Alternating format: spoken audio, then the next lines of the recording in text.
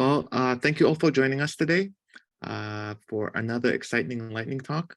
So today we had to switch things around. Instead of doing the Android AR, we are going to be talking about the server-side rendering, which is a technique that allows web pages to be generated and rendered on the server, delivering fully rendered HTML to the client browser. This stands in contrast to the traditional single-page application approach. So with that said, I do have a recording of Paul, and then he will be talking more about server-side. Side rendering React with Next.js. It's front-end development with a server. If this sounds different, it is. This newer idea is becoming more and more popular. We are going to be thinking about building front ends in a different way, because now a good portion of the React code we write can run on the server. If you haven't yet formed an opinion about React server components, maybe today is the day. We're going to review our current options for delivering UI to the browser. We're going to talk about what React server-side components are. We're going to learn the fundamental ideas around using Next.js to help us server-side render our content with React. And then we're going to mention some performance benefits in depth at the end. But yeah, let's review the common ways to deliver content to the browser today. First and foremost, client-side rendering. This is what we're used to. Think single-page applications. Think having JavaScript add elements to the DOM dynamically. If you were to review this content in the network tab, the preview, this is what you're going to see. When you hit the URL, this is what the preview is in the network tab. Blank, if it's a single page application. So all the elements are going to be added to the document object model after the JavaScript loads in the browser. So you can see why this might be hard for search engines to understand what your content is about and why people should go to your page. Next is server-side rendering, which has been a part of the web for a long time. In the early days, we had just pure static HTML files, but dynamic web pages came shortly after that. Just think the first version of PHP came out in 1995. Actually, so did JavaScript. But server-side rendering is not a new idea. But using React to server-side rendered content is newer, and that's what we're going to go into in depth. So modern server-side rendering right now is how it normally works is that you use a templating engine with your backend framework. So let me just give an example with Express.js. You would create a route, just like here's just the entry route to a page. Data would be gathered on the backend. For simplicity, I'm just defining a data object here. But then you would specify a template of some sort, and you would pass that data to the template. And that's how you get dynamic content to the client. So over here, you can see we're using the page title, the message. Also recognize that you're including the JavaScript yourselves, or you're managing the JavaScript within the template, whether it's in the same file or you're going to include another file. That burden is on you. But another thing to realize is that when you hit an endpoint, the server is going to gather all the data, return the template, which is going to be rendered HTML to the browser. That's going to happen all in one go. You wouldn't be able to have like a loading state or something in between while a data-heavy processing, a data-heavy process is happening on the server. You would have to wait. So we're going to see how Next.js can help with that and give you more options for server-side rendering. Also, there's static site generation. This is when you're at build time creating all your HTML files for each path of your application. This works great for marketing content. But we're going to see how server-side rendering can give you some extra options, and it's not going to be as fast as static site generation, but it's competing with it. Next.js can also, if you don't see yourself needing a lot of the server-side capabilities, Next.js does have a way to statically generate your site, but we'll get into that later with performance. Next.js is server first. This is their philosophy. For example, when you're creating React components within Next, they will be server components by default, unless you mark them as client components, and we're going to get into that. But just know, like, everything is constructed in a way to be rendered on the server as much as it can. So React server components, it's actually part of React itself. It's new with React 18. They're utilized to build hybrid applications so we can leverage the server and the client. And we're going to go into depth about that. It's still considered experimental, but it will be in a future minor release of React 18. And this is how we're able to use them today with frameworks like Next.js and other frameworks as well. Okay, so we got to start thinking about constructing our applications in a slightly different way. We're going to think about what actually has state at the browser, what needs browser APIs. If it doesn't need those two things commonly, that's like the two rule of thumbs. If a component doesn't require state or doesn't require browser APIs, we can make it a server component. So you can see the sidebar. Chances are it's some links. That's something we can generate on the server. The nav bar as well. A lot of that content is going to be more static. But you can have a client component within a server component. And you can see the search bar here. That's something that does require interaction, or it needs to be interactive. So when we specify a component as a client component, Next.js can send JavaScript to the browser for that individual component. So we're able to have our React code render and then return more of the HTML complete than we otherwise would with all client-side rendering, like we saw before, with just a blank preview of the HTML or what the content's going to be within the client. Okay, so let's review this. We had a slight overview, but a server component, if it just needs to fetch data, we can do that on the server.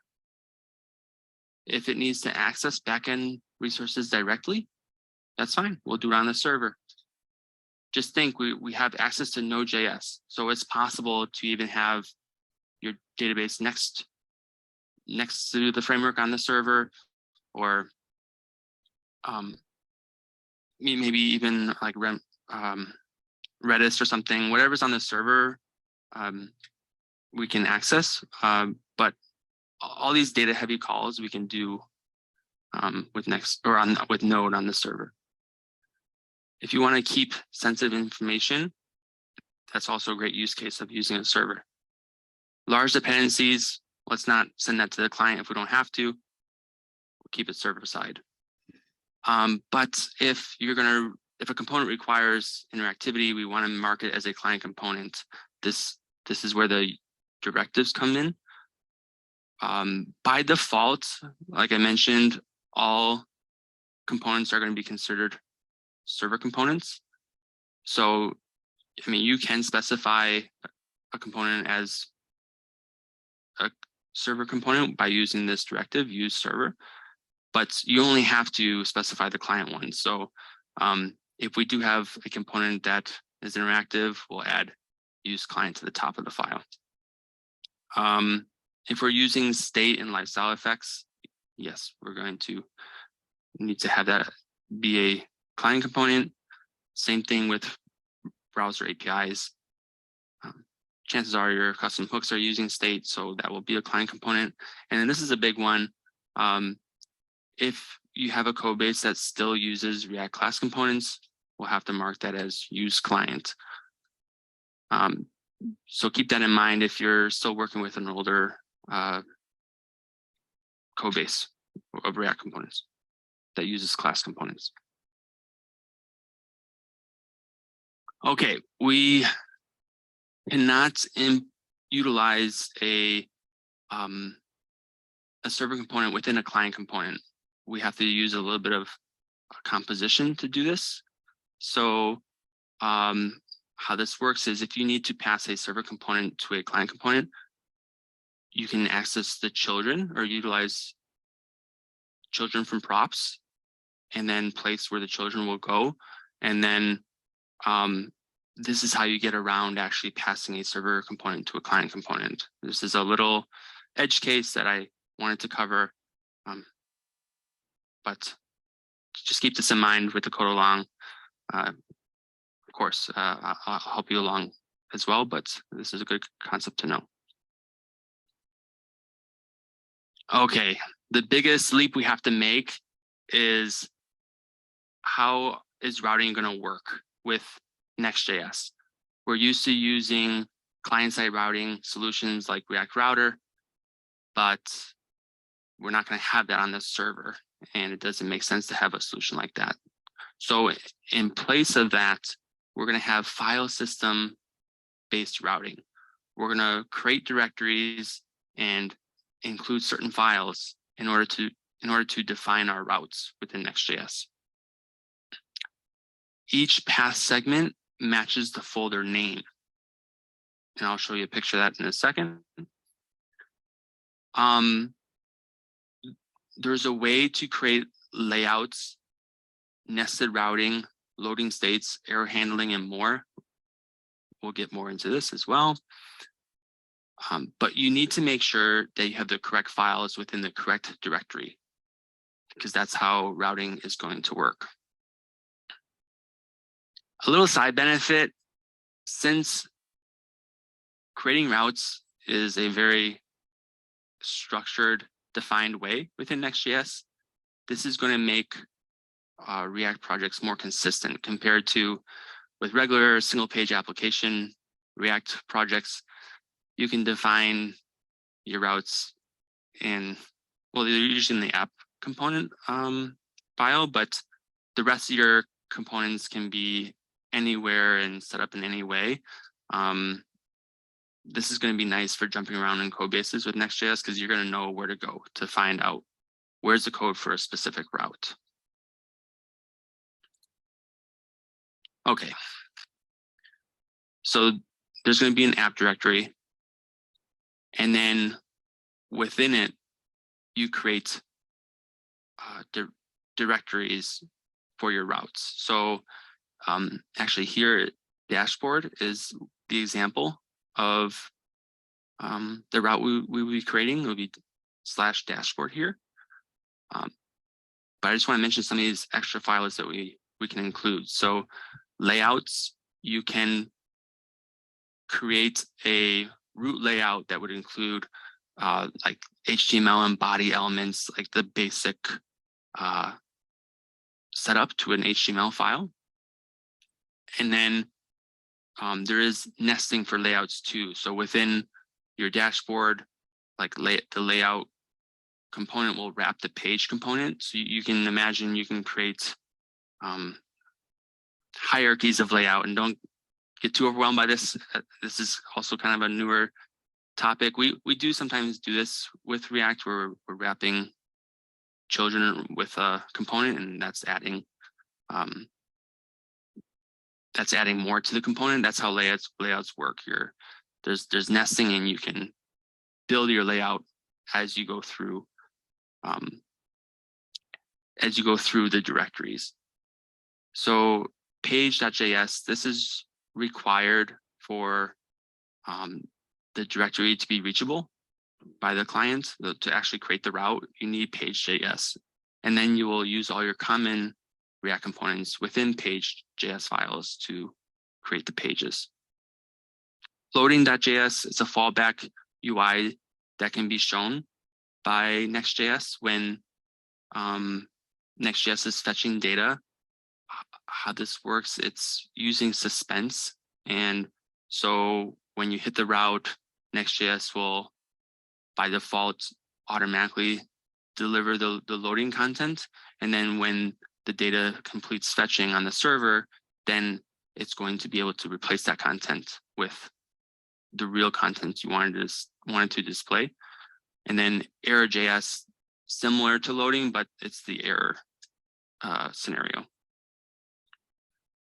But let me give some more examples here of how you can set up your routing. So here you would have app, dashboard, and then within dashboard there could be settings. So it would look something like this. So you can see how the directory directly maps to the path names you want to have within the URL. Something that's cool, I like this feature a lot. Just because you create a directory and you include some JavaScript files within that directory does not mean that it's available to the client. You have to have page.js within the directory in order for that JavaScript to be reachable or routable and available to the client. So you can place your common React components next to your pages. Here's a good example of using constants. You can still have that within the app directory, and it's not going to be leaked to the client.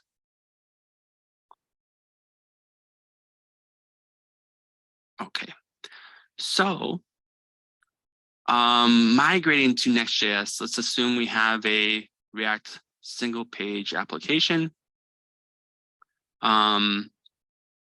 You're going to use this npx command to create the new application. You're going to make sure you install the required dependencies. So that they're the same between the projects, but now you want to start creating your routes like you had with your other project. So you'll do what we just talked about, creating a directory, making sure you have a page.js file, etc. But then I recommend, since your single page application probably has a lot of state with each component, you can mark each component as use client at first, and then we can work to make it so that they're server components. So that's why I put this here. As you're migrating, feel free to use the use client directive until you fix things so that it can be a server component. We'll have to update the imports and fetch requests. We'll get into this more about data fetching on the server. But as a little sneak peek, we can get away from using use effect and just write regular fetch requests and save it to a variable and use it. We don't have to use use effect. So a few differences there. And then imports, as you're moving your files around, of course, you're going to have to update those. Yeah, you can use layout files in place of layout components. I'll talk about this more when I show you the project I created for us to do with the code along. update navigation to use Next.js link components, or the use router hook. So most of us are using React Router DOM probably for client-side routing. Their component is nav link. Next.js's component is link, so I have to update that. And then if you're going to programmatically change routes, then you have to use a different hook than what's provided by React Router DOM. This one is optional. Chances are you won't have to change any of the Next.js config file, but say you're doing something special with Webpack or something, there are times we have to update the config, but we're going to consider that optional until that's required. Thank you all for listening with us for Paul's video. And as always, we do have lightning talks every Thursday at 5:15 Eastern time. And for next time, I'm actually excited about this one. We're going to talk about the best practices for the DLS building, which is a design language system. And it is a transformative journey that empowers organizations to establish a consistent visual identity across the digital product. It's really important to make sure that we have the consistent colors, consistent scheme, consistent design across all applications, across all web. So this is a really interesting one that I'm really excited about. And with that said, I hope you have a great rest of the evening, and we'll see you next time. Thanks.